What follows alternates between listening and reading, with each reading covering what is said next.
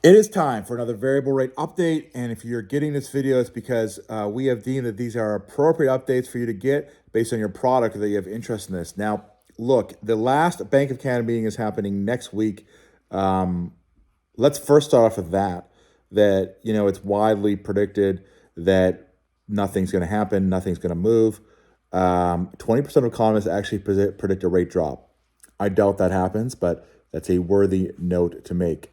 Let's talk about today, though. This is really important because things are really heating up here on that. There is a lot of speculation on rates dropping quicker, and all that thing is happening. So let's talk about this for a second.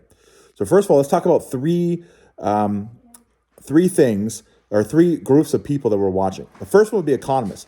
Economists are looking at all types of data: CPI, job growth, inflation, consumer spending habits, all this type of data. They're looking at charts, all type of thing.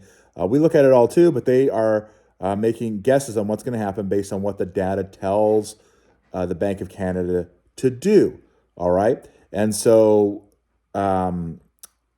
they would by far be the most accurate guesses. And economists can be both independent or they're in, might be the economist of a bank. Now, this is important because we talk about giving rate recommendations.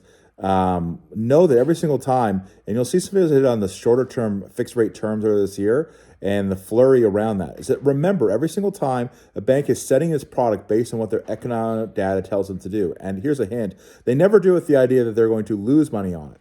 And we can never forget that, especially in Canada here, these are publicly traded companies that have a huge amount of government regulation that they answer to, and they have a huge amount of responsibility to their shareholders. So when you're talking all the time like, oh my goodness, the nice lady at the bank really wants to help me out, remember, you are far down the list when it comes to priorities, and that's just the way that it is. So economists employed independently or by banks, and they're feeding that data into their necessary channels. The second spot to watch on the market is the market itself. Rates and bonds and yields all react to what they think the market's going to do, and so this is a result of behavior in the financial spectrum.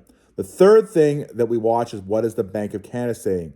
Okay, what is the Bank of Canada saying? This is important to remember. The Bank of Canada is not actually always doing what they should be doing based on what the data obviously portrays. So the economists may interpret the data, the market interprets what economists are saying, what they think the Bank of Canada will do, and the Bank of Canada, they often they should really be in line with economists, but they often, maybe for other reasons, will make other decisions. So anyway, where are people saying? So from the economist perspective, most economists right now are predicting this. We start with a 1.5% reduction on the prime by summer to winter of next year. Now that's been moved up to a 2% prediction starting in April. There is some madness to that. There are some rhymes that madness, rather. The prediction is that the CPI, which is called Consumer Price Index, if that drops over the course of 6 months, which would put us into March, March being the time that would drop, that would set the stage for April to be the obvious time where interest rates would start to drop. And there is a prediction that they would, throughout the year, drop by a full 2%. That's enormous. So if you think about people on a variable rate, prime 7.2, they're at 6.3, 6.2. That's going to drop to 4.2, 4.1, a very massive difference before year's end. All right. So this is a very big deal. Now, there is a lot of things that's backing up this data. First of all, inflation dropped quite substantially. It's heading around 3.1. They thought it was going to be about 3.3. There was oil prices going up as a result of the war in Israel right now, and they've already dropped down to the pre-war level on oil prices. That's why you're seeing fuel prices at the gas station. So inflation is very much going down.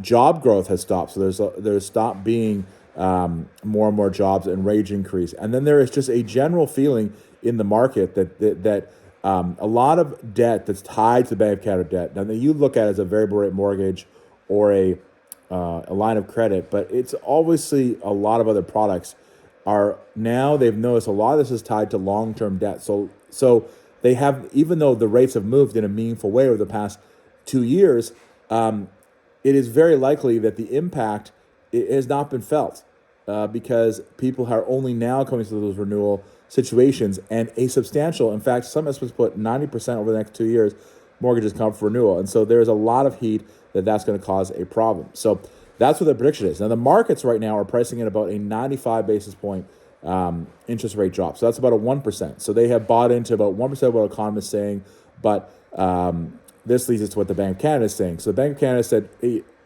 we're saying about 30 days ago that rates will be higher for longer. They've backed off on that rhetoric. And so you've seen a couple things that have changed that. First of all, Tiff Macklem has said, hey, inflation doesn't need to come down that much before we start reducing rates.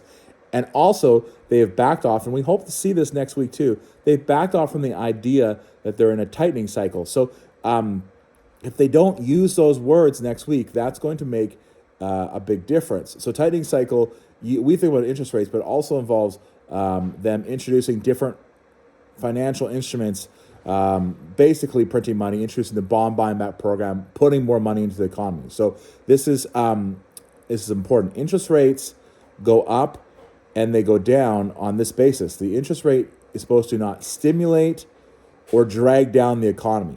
So the interest rate has to be at a point where that interest rate is neutral. So low interest rates are not causing things to go into a frenzy, and high interest rates are not causing things to be dragged down.